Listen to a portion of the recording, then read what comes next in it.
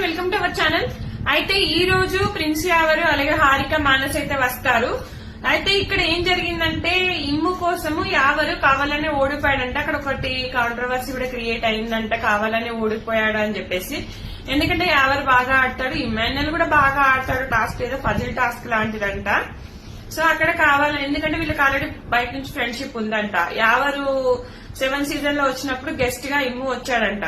So వీళ్ళు YouTube videos కూడా చేశారంట. మేబీ అంటే నేను గెలిచినా ఓడినా ఒకటే కదా, వాళ్ళు గెలవాలని చెప్పేసి మేబీ అన్నట్టుగా క్రియేట్ అయిందంట. లైవ్ లో వస్తే చూద్దాం.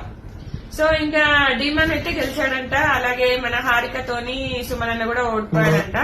సో ఇప్పటి వరకు కంటెండర్స్ ఎవరు అంటే ఇమాన్యుల్, మనకు పవన్ కళ్యాణ్, అలాగే డీమాన్. సో ఇంకా ఎవరు అవ్వబోతున్నారు అనేది కూడా చూద్దాము.